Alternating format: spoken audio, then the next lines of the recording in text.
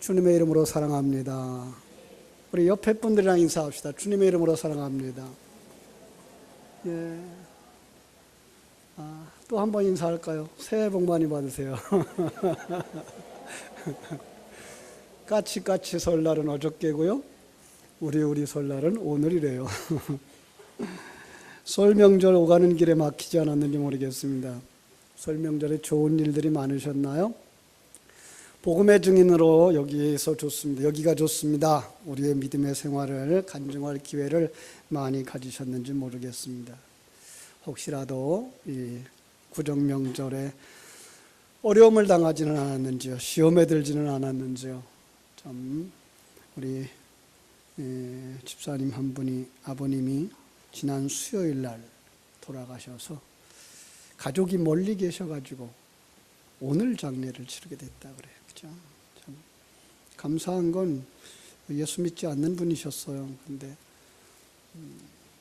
임종 예배를 해달라고 밤중에 연락이 왔어요. 수요일 예배 다 마치고 났는데, 그래서 급하게 이제 신방대원들 이렇게 조직해서 가서 이제 너무 늦어가지고 병원에 안 들여보내려고 그래요. 안 들여보내준다고. 그래서 이제 위에랑 연결해가지고 임종이 임박했다고 한다. 우리 예배 좀 드리게 해달라. 그래서 임종 예배를 허락을 받아서 들어갔어요. 시간이 꽤 지체돼가지고 들어가서 임종 예배를 드리고 돌아와 봤어요. 감사한 건 돌아왔는데 5분도 안 돼서 연락이 왔어요. 돌아가셨어요. 임종 예배를 마친 지 15분 정도 지나가서 편안한 마음으로 가셨다고 그래서 가족들이 임종 예배를 통해서 많은 위로를 받았다고 오늘 장례를 치르신다고 그러더라고요. 그런가 하면 멕시코에서 또 대지진이 일어났어요. 그렇죠? 멕시코에서 지난 16일 날 진도 7.2 규모의 지진이 일어났고요. 우리나라에도 지난 11월 달에 포항에서 5.4 규모의 지진이 일어났고요. 아직도 그 지진의 후유증이 안 풀려서 짐들을 싸놓고 무너진 그 아파트, 그런 부서진 집에서 이렇게 주무시고 계신다 그래요. 참 그분들에게 하나님의 위로가 있었으면 좋겠습니다. 이처럼 우리가 살고 있는 이 세상에는 크고 작은 사건들이 일어나고 있죠. 그죠? 우리가 예기치 못했던 사고, 금방 비행기 사고 같은 정말 끔찍한 사고, 어떻게 하겠어요? 공중에서 그 엔진으로 새들이 빨려 들어가면 엔진이 고장이 나버린대요. 참 새들이 좋은 것만은 아닌 것 같아요. 그죠? 그런 것을 볼 때마다 우리 기억해야 될 것이 있습니다. 그것은 마가복음 13장 8절이죠. 초초에 지진이 있으며 기근이 있으리니 이는 재난의 시작이니라. 말세의 징조를 묻는 제자들에게 주신 말씀이죠. 말세에 관한 메시지를 많이 들으셔서 아시겠습니다마는 역사의 마지막 어느 순간이 아니라 우리가 사는 매 순간이 나의 생애의 마지막이 될 수 있다라고 하는 관점을 가지고 매일 매 순간을 살라는 것이 이 메시지라고 말씀을 드렸습니다. 특별히 우리 신앙생활하는 사람들 속에서 매일 매 순간 잊지 말아야 될 것, 그것은 바로 예수의 십자가죠. 그래서 오늘 말씀 생명길을 여는 주님이라고 말씀을 정했습니다. 지난 수요일부터 시작된 절기가 하나 있습니다. 우리 기독교회가 잘 잊어버리고 넘어가는 절기인데요. 사순절이죠. 사순절. 순자라고 쓰면 그건 열흘이에요. 그래서 40이죠. 40일 전이에요. 어떤 것? 부활주일 40일 전. 물론 그 속에는 주일날을 플러스하기 때문에 46일 전부터 예배를 드려요.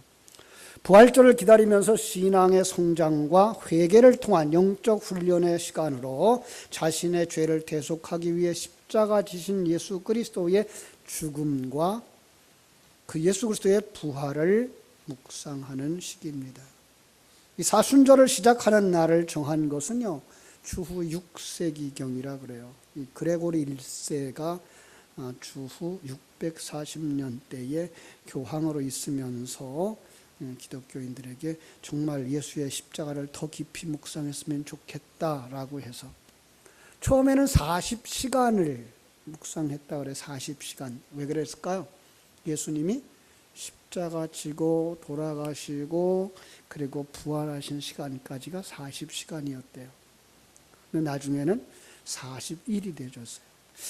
기가 막히죠. 그죠? 40분, 40일. 뭘 얘기하고 있는 거죠? 이게 상징적인 숫자예요. 그죠? 우리의 일생토록. 이런 의미죠. 우리의 일생토록 예수의 십자가를 묵상해야 되지만 특별히 부활주의를 앞에 두고 40일 동안 우리는 더 깊이 예수의 십자가를 묵상하자. 그래서 사순절을 정한 것이지요. 사순절 행사는 자신의 죄와 예수 그리스도의 대속을 생각하면서 금식했던 것이 전통이 되어져서 많은 사람들이 수세기 동안 금식했던 절기였어요. 40일 동안 다 금식하면 너무 힘드니까 낮 시간에는 금식하고 해가 지기 전에 식사를 하고 이렇게 했어요. 지금도 유태인들은 그렇게 시간을 지내기도 합니다.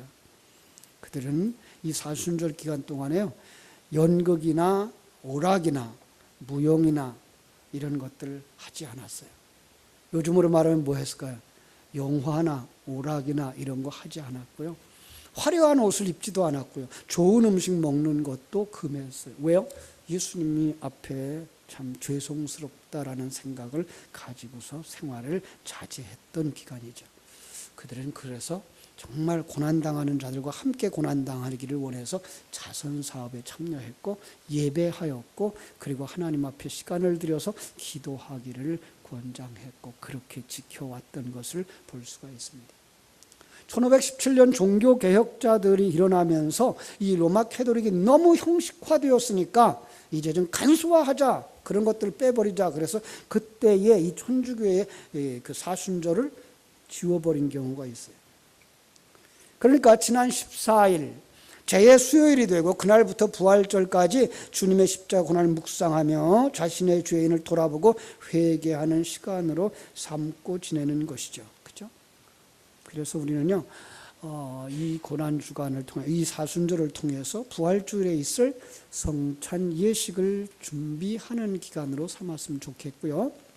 학습과 세례, 입교응답을 할 수 있는 하는 사람들이 이번에 준비하는 사람들 됐으면 좋겠어요. 그래서 우리 학생들 가운데 그리고 우리 성도들 가운데 아직 학습에 참여하지 못하신 분들, 세례에 참여하지 못하신 분들, 입교에 참여하지 못하신 분들은 오늘부터 신청을 해서 3월 한 달 동안 교육을 받으시고 그리고 4월 첫째 주일이 금년의 부활주일이에요. 부활주일 날 세례받고 입교문답할 수 있게 되기를 바랍니다. 저는 이렇게 생각해요. 역사적인 기독교회가 사순절로 지켜왔던 이 절기를 묻어버리기보다는 그들이 묵상하고 지키려고 했던 그 신앙의 뿌리들을 회복하면서 그 속에서 미신적인 요소는 배제하고 신앙적인 요소는 개선 발전시켜가는 것이 역사적 전통을 가진 기독교회가 되지 않겠나라는 생각을 합니다. 왜죠? 신앙생활에서 예수의 십자가, 예수의 고난, 죽음, 부활을 빼버리면 우리의 신앙은 아주 무의미해지기 때문에 그래요. 자, 오늘 본문도 바로 성령 충만한 베드로가 나아가서 수많은 사람들에게 예수에 대하여 설교를 하는 것으로 시작됩니다. 22절 볼까요? 이스라엘 사람들아 이 말을 들으라.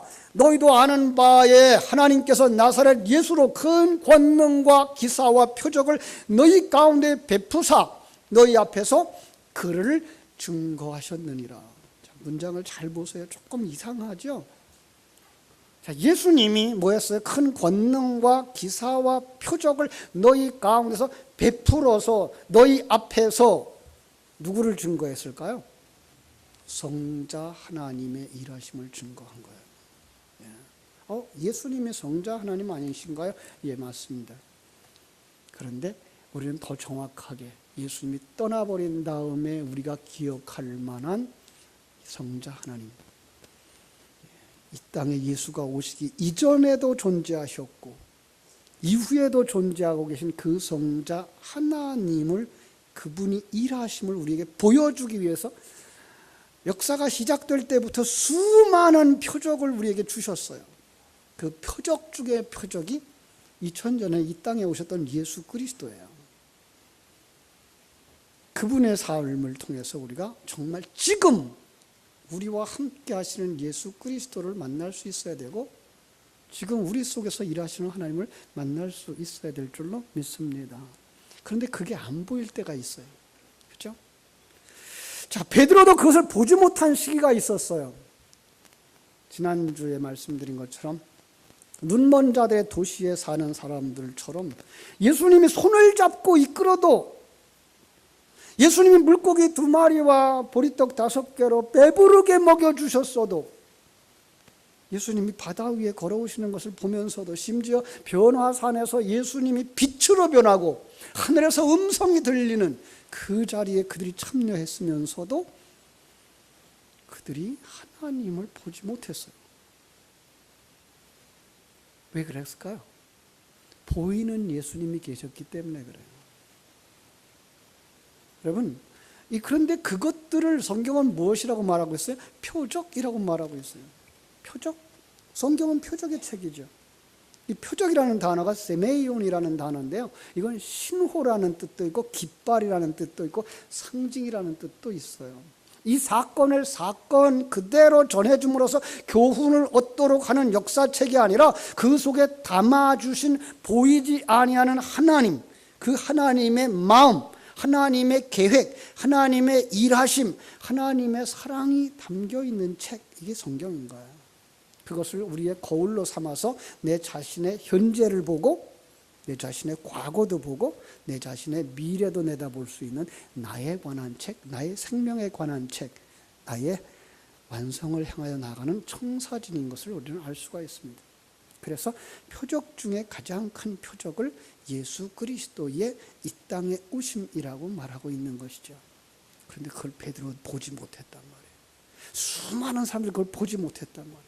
그래서 성경은 그걸 갖다 감추어진 것이라고 말하고 있어요. 왜 감추었다고요? 놀랍게 재미있는 표현은 드러내기 위하여서 감추었대요. 드러내기 위해서 감추었대요. 네. 하나님 분명히 드러내실 거예요. 누구에게는 드러내실 거예요. 그런데 어떤 사람들에게는 감추어요. 안 보이는 거예요. 그런데 베드로가 성령을 받고 나자 그 모든 사건이, 그게 내 삶 속에 일하는 성자 하나님, 성령 하나님의 일하심의 모습이었구나를 깨달아 알게 된 거예요. 내가 지금 그 주님과 함께 완성의 길을 향하여 재창조의 길을 걸어가고 있는 거구나를 깨달아 알은 거예요. 성령이 임하죠. 그들은 이 놀라운 변화를 주신 주님의 그 인도하심에 관해서 관심을 가지고 집중하는 시절이 있었어요. 사도행전 본문 바로 앞에 1장이죠. 1장 6절로 10절에서 보면은요, 예수님이 승천하신 후에 그들이 모였어요. 1장 14절 이렇게 말하고 있어요. 제자들과 여자들, 예수의 모친 마리아와 예수의 아우들, 마음을 같이하여 전혀 기도에 힘썼다. 이러는 거예요.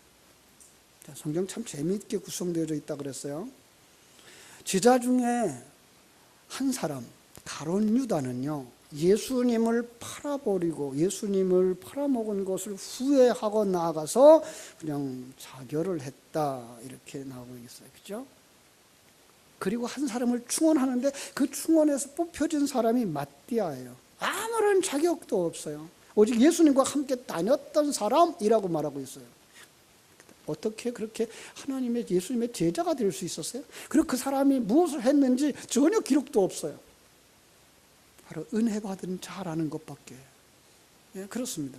전에 말씀드렸듯이 이 12명이라고 하는 아들의 숫자인데요, 이 아들의 숫자 중에 한 번은 유다가 대표가 될 수 있고요, 한 번은 마띠아가 대표가 되고 있는 그림을 그리는 거예요. 유다가 대표자가 되면 우리는 유다와 똑같은 존재예요. 세속적인 가치관을 가지고 자기의 출세를 위하여서 하나님도 이용해 먹고 하나님도 팔아먹는 사람. 요한복음 2장의 말로 말하면 장사하는 자, 그죠? 세상적 욕망을 가진 그런 사람, 옛사람이죠. 우리 속에 그런 옛사람이 있어요. 그런가 하면 마띠아와 같은 사람도 있어요. 마띠아, 그가 대표가 되면 우리는 은혜로 구원받은 자, 하나님의 관점과 하나님의 가치관, 하나님의 동행함을 누리는 사람이에요. 어떻게 그게 가능해요? 그들은 기도했어요. 자, 진리의 되새김질이라고 말했어요. 성경은 그들이 그 은혜로 말미암은 무리 12이라고 말합니다. 12이 채워지자 사도행전 2장에서 그들에게 성령이 임합니다. 그 이전에는 그들은 자기의 힘으로, 그들은 자기가 누구인지도 알 수 없는 자들이었고요. 어떤 일도 할 수 없는, 주님도 따라갈 수 없는 자들이었어요. 성경은 그걸 갖다가 여자라고 말하고 있어요. 여자분들이 그렇게 약하다는 말이 아니고요. 바로 이건 영적인 모습을 보여주고 있는 그림의 여자예요. 그는 진리를 가지지 못한 자, 하나님의 생명을 가지지 못한 자, 씨를 가지지 못한 자였던 거예요. 그런데 또 거기다가 뭐라고 이름을 붙이는가 하면 예수님의 형제들 이렇게 나와요. 여러분, 예수님의 형제예요. 그럼 어떻게 하죠? 하나님께서 은혜를 입혀주신다고요. 그래서 이 은혜 입은 자들, 그들이 12이 되는 거예요. 아들이 되는 거예요. 그래서 그들에게 성령을 부어주신 거예요. 사도행전 2장에서 성령이 부어주시자 그들의 눈이 열린 거예요. 그들에게 하늘 생명이 부어진 거예요. 그들에게 하나님의 일하심이 누리는 거예요. 임마누엘을 느껴지는 거예요. 이게 성도입니다. 지난 금요일 철야 시간에 몇 분 안 나오셨어요. 그래서 그럴 것 같아서 개그맨 이 정선희 집사의 간증을 우리가 이렇게 비디오로 봤어요. 그렇게 간증은 드라마틱하지는 않았어요. 그래서 오히려 좋았어요.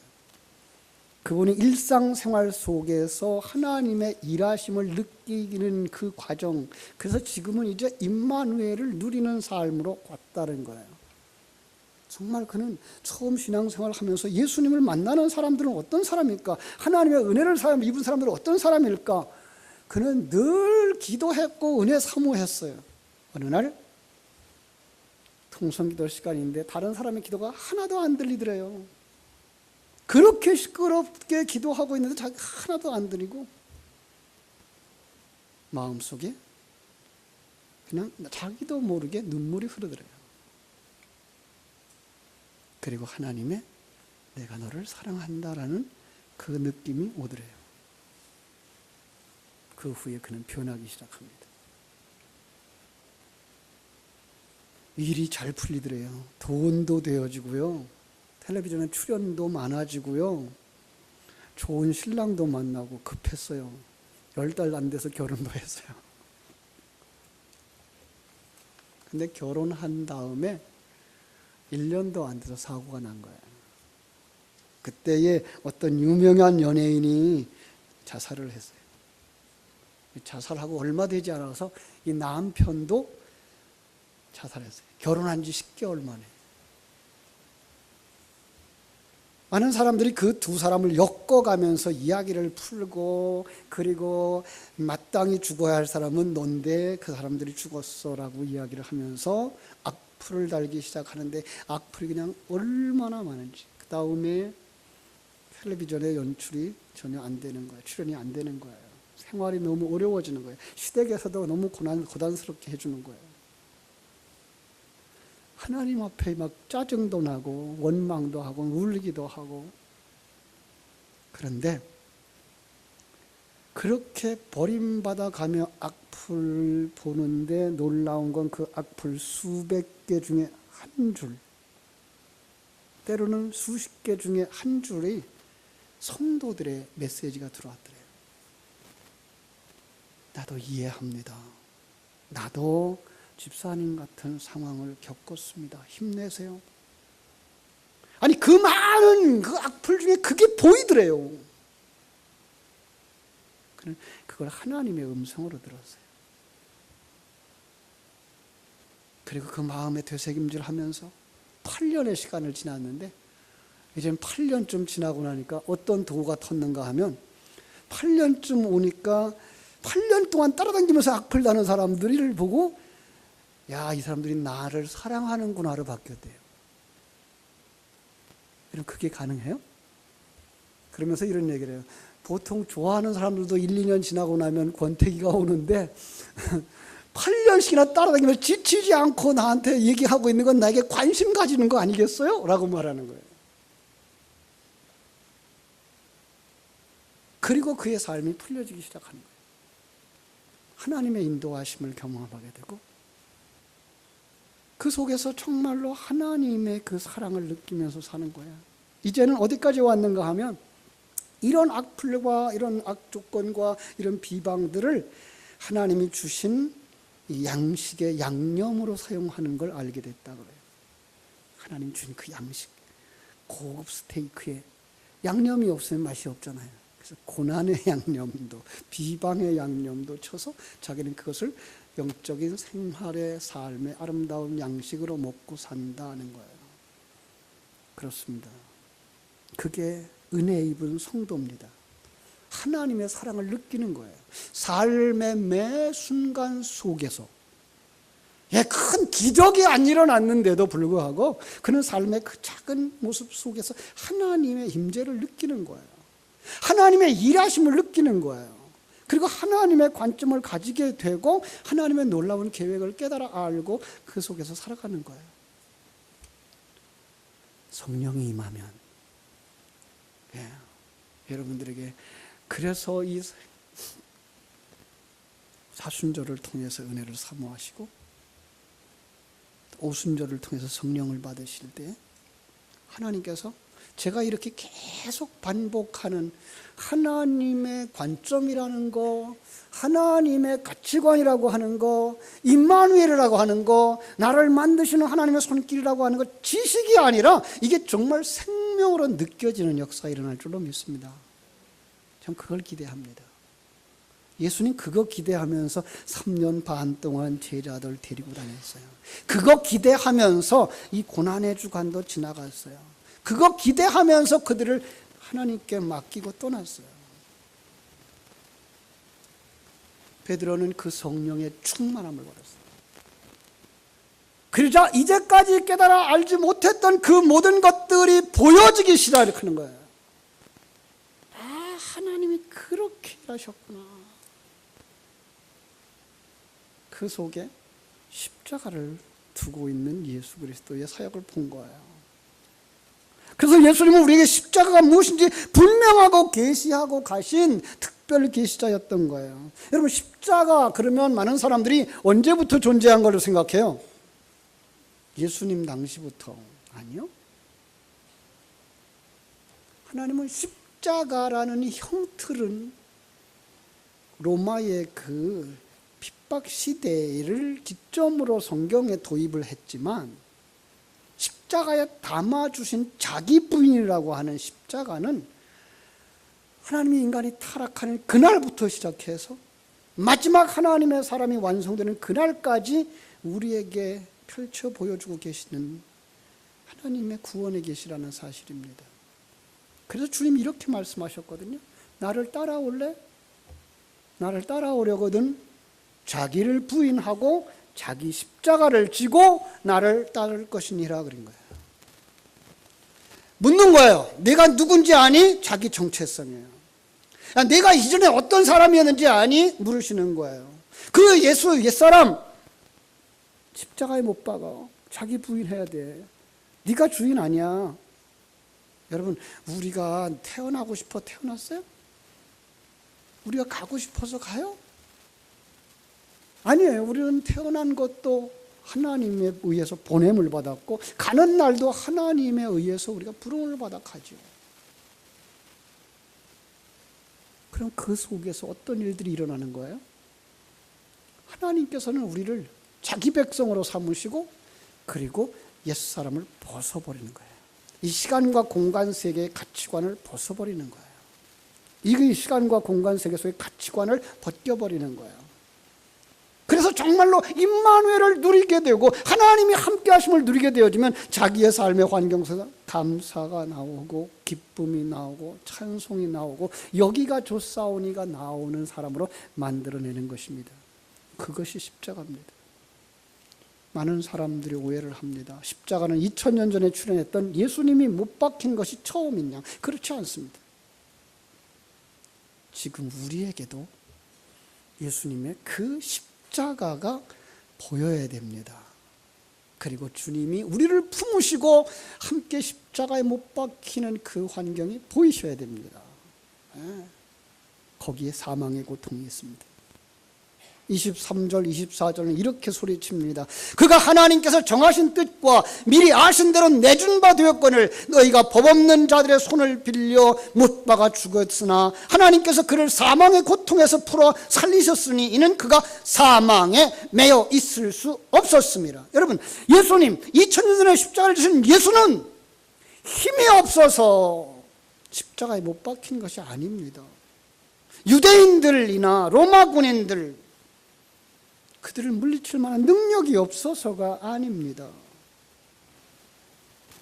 자기 백성을 자기 죄에서 구원하시기 위해서. 죄의 삭시가 얼마나 무서운 건지, 얼마나 처절한 결과를 가져오는가를 보여주는 계시의 모습으로 보여주는 것입니다. 그래서 우리가 받아야 될 그 죄값을 받는 자리에 내려가신 겁니다. 우리에게 보여주셔서 우리로 거기에 오지 않게 하시려고. 하나님의 생명이 끊어진 자리에 내려간 겁니다. 하나님의 관계가 끊어진 그 자리에, 빛이 없는 그 자리에 내려간 겁니다.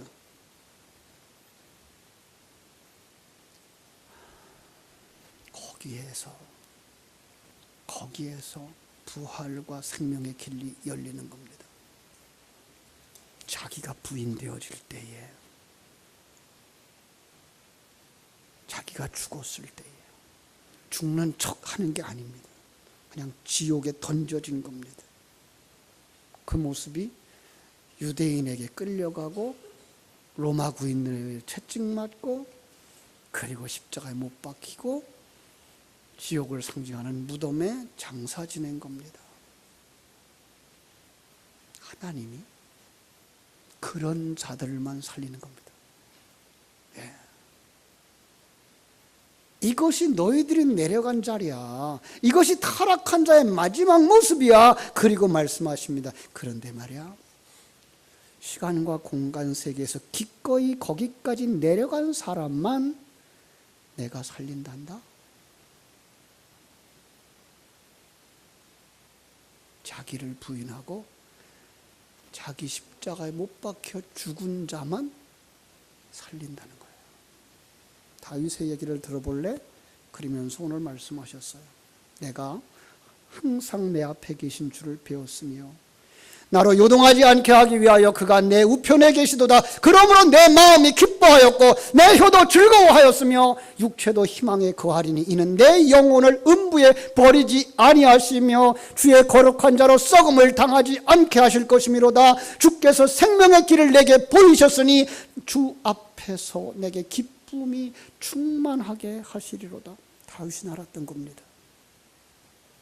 자신이 임마누엘 하신 하나님과 함께 있는 자라는 것을, 그 하나님이 우편에서 나를 흔들지 않게 하신다고 하는 사실을 믿었고 누렸습니다. 그래서 마음이 기뻤고 즐거웠고 소망 가운데 거하였던 것입니다. 이 땅에서는 다윗처럼 비천한 자리에 내려갔습니다. 수치스러운 자리에 내려갔습니다. 그 결과로 주어지는 침뱉음을 당하는 자리까지 내려갔습니다. 그런데 그는 그 속에서도 믿었습니다.